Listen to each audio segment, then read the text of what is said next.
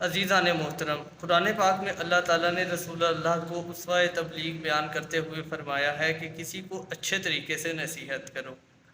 کیوں؟ اگر آپ کسی کے جھوٹے خداؤں کو برا کہیں گے تو وہ آپ کے سچے خدا کو برا کہے گا۔ اسی طرح کا ہی ایک واقعہ جو ہماری نظر سے گزرا ہے وہ ایزی دین اور ایک اور یوٹیوب چینل ہے ممتاز نقوی، ان کے درمیان گزرا ہے۔ تو سب سے پہلے مسئلہ کیا ہوا کہ آپ دیکھیے کہ کس طرح ایزی دین کی ایک چھوٹی سی حماقت نے مراجے کی کس طرح توہین کروائی ہے۔ ان صاحب نے وہ جو کنٹینٹ کریئٹر ہیں جناب ممتاز نقوی صاحب، انہوں نے ایک چینل سبسکرائب کیا ہوا تھا ایک خاتون کا۔ انہوں نے کیا کیا کہ ان کی پکچر لگائی اور ساتھ میں اس خاتون کی پکچر لگائی۔ اس کے اوپر ان صاحب نے پھر کیا کیا، انہیں جواباً رپلائی کیا اور انہوں نے بہت اچھا رپلائی کیا۔ اب یہ مجھ پہ بھی ایک ویڈیو بنائے گا کہ میں ممتاز نقوی کا اور جناب راجے کے دشمنوں کے ساتھ ہوں، نعوذ باللہ، ایسی کوئی بات نہیں ہے۔ یہ کیونکہ اس کی عادت ہے۔ اس کے اگر آپ جناب شہریار رضا آبدی کے متعلق اور جناب علی رضا رضوی کے متعلق بھی اگر آپ اس کے ویڈیو کلپس دیکھیں تو بات کوئی نہیں ہوتی، صرف بات کا بتنگڑ بنانے والی بات ہے۔ فلسفے میں ایک چیز کو کہا جاتا ہے کہ اگر آپ نے جھگڑا کرنا ہے نا تو آپ کیا کریں کہ کسی مسلمات کا انکار شروع کر دیں۔ مطلب کہیں کہ یہ سورج تو ہے ہی نہیں، یہ دنیا ایسے ہی چل رہی ہے، یہاں پہ میں نے کوئی بلب لگایا ہے جس کی وجہ سے یہ ساری کائنات جو ہے روشن ہے۔ اس کے مقابلے میں ممتاز نقوی صاحب نے ویڈیو بنائی، اس میں انہوں نے ساتھ میں آیت اللہ سیستانی کا ایک فتویٰ بیان کیا اور انہوں نے ابھی تک اس فتوے کی تشریح بھی نہیں کی۔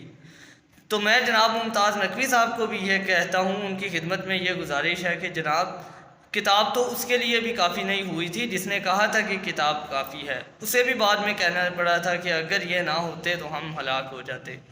تو حضرت والا، اگر آپ کتاب کو بغیر معلم سمجھیں گے تو آپ اسی طرح کی غلط فہمیوں کا شکار رہیں گے۔ اور یہ غلط فہمیاں، اسی طرح کی بہت ساری غلط فہمیاں جو ہیں وہ قرآن پاک کے متعلق بھی کی جاتی ہیں۔ زیادہ تر لبرل اور ملحد حضرات جو قرآن پاک میں نقص نکالتے ہیں وہ اسی طرح کے ہوتے ہیں۔ تو جناب ممتاز نقوی صاحب نے کہا کہ یہ آیت اللہ سیستانی کا انہوں نے ایک فتویٰ بیان کیا اور انہوں نے کہا کہ جناب اس میں آیت اللہ سیستانی سے سوال کیا گیا تھا کہ اگر بیوی رقص کرے اپنے شوہر کے سامنے موسیقی پر تو کیا یہ جائز ہے؟ انہوں نے کہا اگر موسیقی جائز ہے تو رقص بھی جائز ہے۔ تو اس کے اوپر جناب ممتاز نقوی صاحب نے یہ کہا کہ کس طرح کا مرجع ہے کہ یہ شک ڈال رہا ہے کہ موسیقی جائز ہے جبکہ موسیقی تو ساری حرام ہے۔ حضور والا، پہلی بات یہ ہے کہ آپ فقہ کو سمجھیں۔ فقہ میں ہر موسیقی حرام نہیں ہے، فقہ میں وہ موسیقی حرام ہے جو آپ کو شہوت کی طرف رغبت دلاتی ہے۔ اس بات کا میں آپ کو اس فتوے کا مطلب سمجھاتا ہوں۔ مطلب اگر کوئی خاتون کسی ملی نغمے پر، ملی نغمہ جائز ہے، کچھ علماء اکرام کے مطابق قوالی بھی جائز ہے، اور نوحے کے اندر جو ساؤنڈ ہوتا ہے یہ بھی ایک قسم کی موسیقی میں آتا ہے۔ تو بات یہ ہو رہی تھی کہ اگر کوئی ایسا نغمہ ہے جس میں شہوت نہیں ہے، غنا نہیں ہے، تو وہ چیز جائز ہے اگر کوئی خاتون اپنے شوہر کے سامنے وہاں پر اس کے سامنے رقص کرتی ہے۔ آپ نے دیکھا کہ اس آدمی کی ایک چھوٹی سی بے وقوفی کی وجہ سے کہ اس نے اسے ملائم کرنے کی کوشش کی اور اس نے آگے سے ری ایکشن کیا دیا۔ تو اسی لیے کہا جاتا ہے کہ اگر آپ کو جس بات کا نہیں پتہ آپ خاموشی اختیار کریں اور بلا وجہ ایک ڈنڈا لے کے دوسروں پر مسلط نہ ہو جائیں۔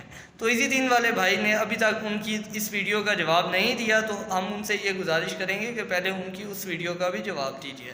اور ممتاز نقوی صاحب سے بھی یہ گزارش کریں گے کہ جناب والا، آپ اکیلے ہی ولا والے نہیں ہیں، ہم سب ولا والے ہیں، ولائے علی ہی شیعت کی اساس ہے۔ تو قبلہ، آپ لوگ کچھ ڈر گئے ہیں ان لوگوں کی سختی کو دیکھ کر، حالانکہ ایسا نہیں ہے۔ یہ جو یہ بیان کر رہے ہوتے ہیں ان کا تو خود شیعت کے بنیادی عقائد کے متعلق جو معرفت ہے وہ زیرو کے برابر ہے۔